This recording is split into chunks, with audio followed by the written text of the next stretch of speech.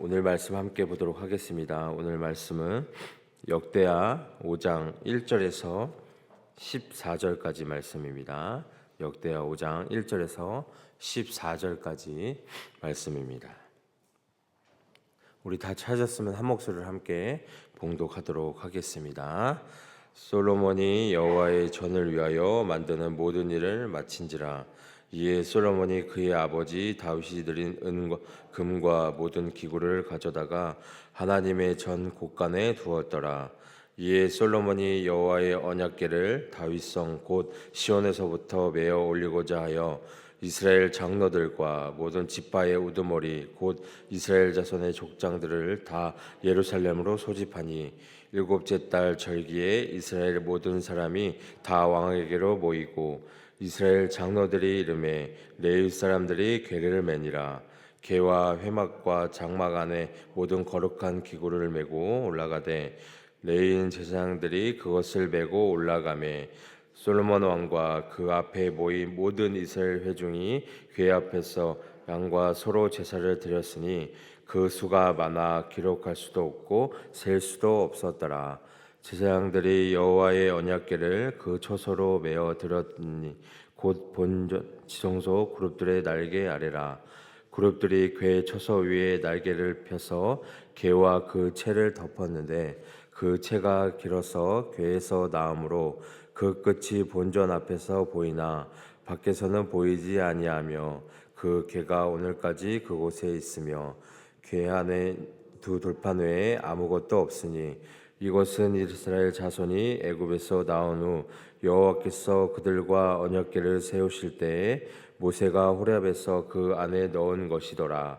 이때 제사장들이 그 반열대로 하지 아니하고 스스로 정결하게 하고 성소에 있다가 나오매 노래하는 레위 사람 아삽 해만과 여두둔과 그의 아들들과 형제들이 다 세마포를 입고 제단 동쪽에 서서 재금과 비파와 수금을 잡고 또 나팔 부는 제사장 120명이 함께 서 있다가 나팔 부는 자와 노래하는 자들이 일제히 소리를 내어 여호와를 찬송하며 감사하는데 나팔 불고 재금 치고 모든 악기를 울리며 소리를 높여 여호와를 찬송하여 이르되 선하시도다 그의 자비하심이 영원히 있도다 하매 그때 여호와의 전에 구름이 가득한지라.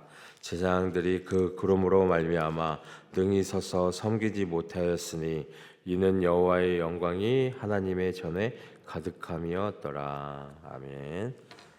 오늘 우리가 함께 또 이 묵상할 말씀은 하나님의 영광이 이 성전에 충만히 임하였던 모습을 볼 수 있습니다. 오랜 기간 동안 다윗과 솔로몬이 준비해온 성전 건축이 마무리가 되고 드디어 언약궤가 그 자리에 모셔지는 이 순간입니다. 말씀은 그날 광경을 또 기록을 합니다. 제사장들과 레위 사람 또 수많은 찬양대가 함께 또 나팔을 불고 주님을 찬송할 때 하늘의 구름 같은 하나님의 영광이 이 성전에 가득히 임하였다고 또 말씀하고 있습니다. 이 제사장조차도 그 앞에 감히 서지 못할 정도로 충만한 임재였다고. 그래서 우리는 여기서 중요한 것은 성전은 건축물 자체로 이 완성되는 것이 아니라 하나님의 임재가 있을 때 비로소 완성이 된다는 사실을 우리는 확인할 수 있습니다. 아무리 금과 은과 아름답게 꾸민 이 성전이라 할지라도 하나님의 영광이 이 거하지 않으면 그저 그냥 빈 껍데기에 불과하다는 사실을 우리는 알 수 있다는 것입니다. 그래서 반대로 그냥 초라한 초막이라도 하나님의 그 임재가 있으면 그것은 거룩한 성전이 된다는 사실을 우리는 알아야 한다는 것입니다. 그래서 오늘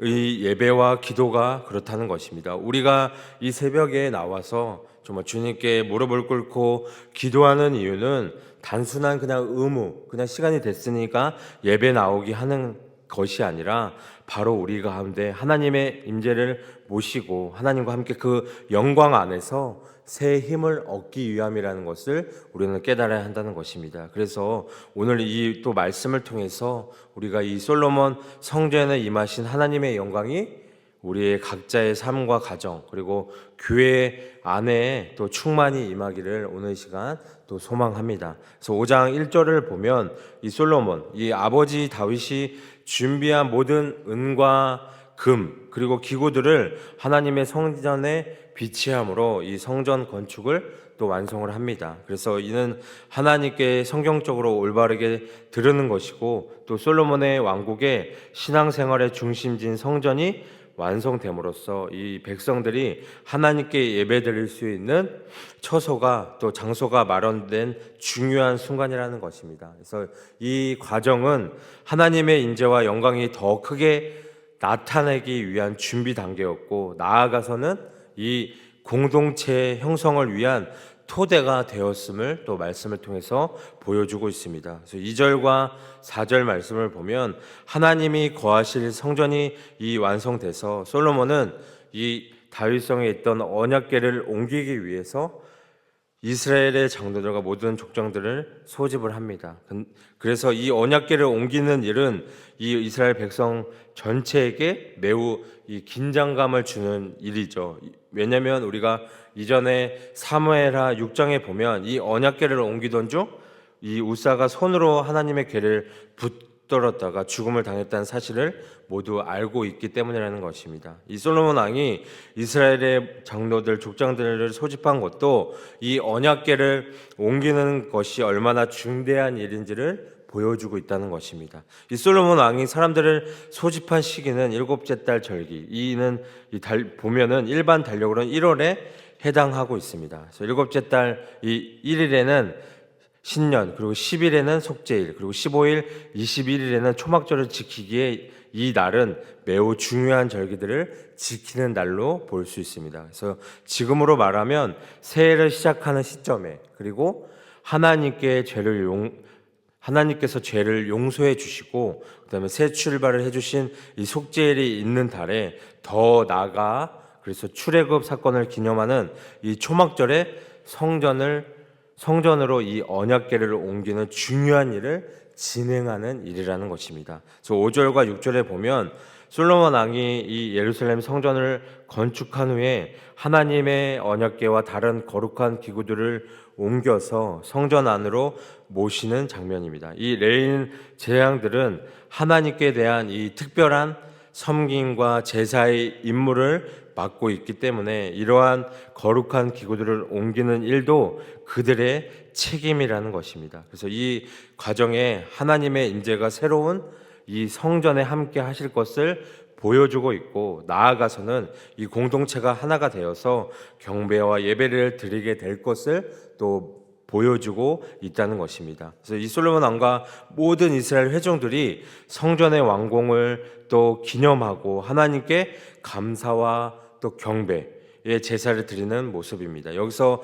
언급된 이 양과 소, 당시의 제물로 그 수가 셀 수 없을 만큼 많다는 것은 그들의 헌신과 정성의 깊이를 또 보여주고 있습니다. 그래서 이스라엘 백성들은 이 성전 건축이 하나님의 축복과 인도를 받은 결과임을 또 인정하고 또 그분께 마음을 다해서 감사를 드리고 있다는 것입니다. 그래서 이 모든 공동체 안에서 함께 모여서 하나님의 영광을 찬양을 하고 또 그 은혜를 기리고 또 온 마음으로 예배하는 중요한 순간 또 우리가 예배에서 가져야 할 태도를 이 모습을 통해서 우리는 배울 수 있다는 사실입니다. 7절을 보면 이 제사장들은 주의 언약궤를 제자리에 가져다가 또 놓았습니다. 그리고 그 성전 그 내실 지성소 안에 그룹들의 날개 아래에 언약궤를 가져다가 놓았어요. 그래서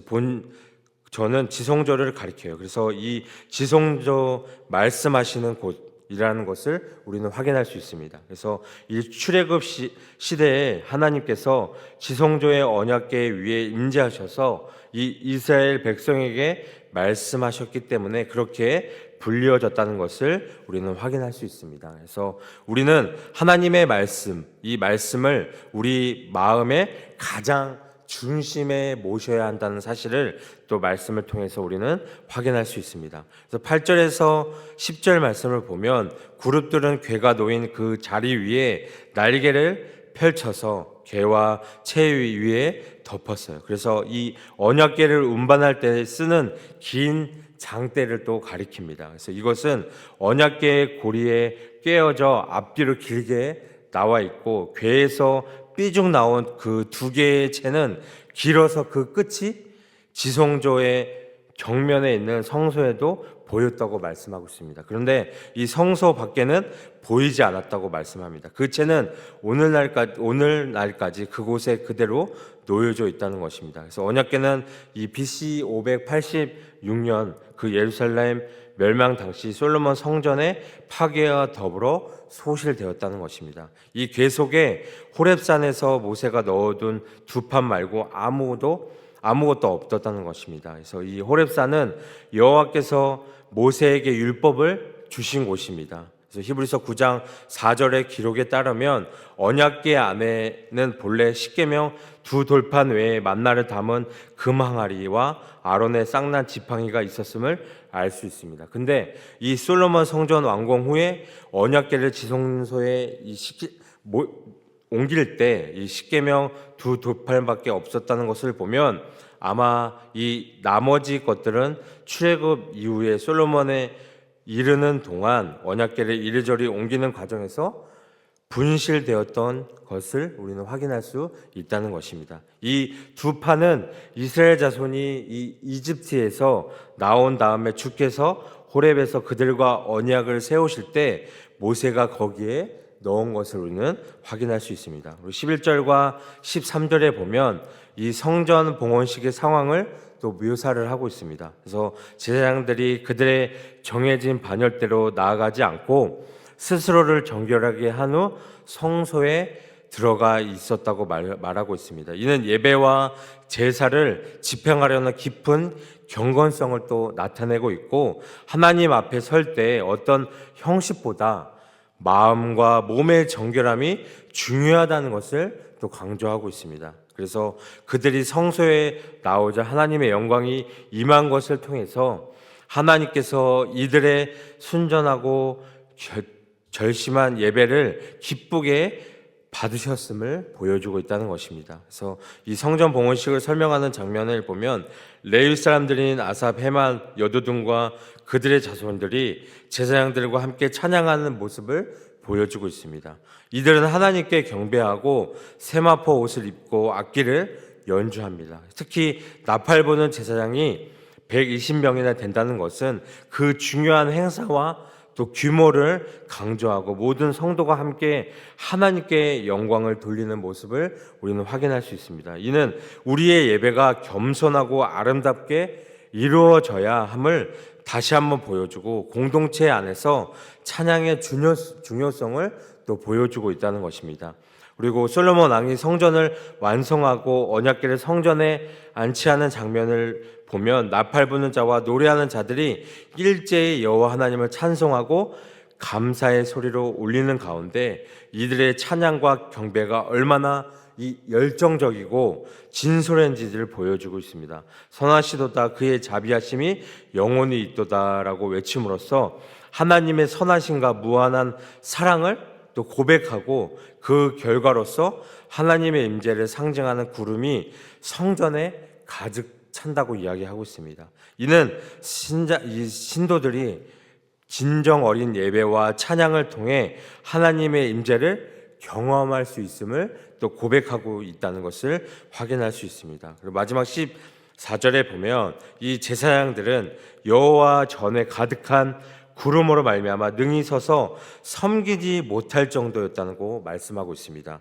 성경에서는 하나님의 영광이 강하게 임할 때 그것을 마주한 사람들의 반응은 대부분 비슷하다고 이야기하고 있습니다.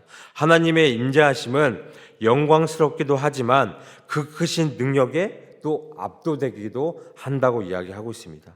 우리가 삶 속에서 하나님의 말씀을 깊이 묵상하고 긴 호흡의 기도와 짧은 호흡의 기도를 이어갈 때 각자 우리 삶 속에서도 분명 하나님의 영광이 가득하게 될 것이라는 것을 볼 수 있다는 것입니다. 그러기 위해서는 우리가 삶의 이 마음을 열어서 하나님을 바라보고 그분과 동행하기를 끊임없이 간구하며 나아가야 한다는 것입니다.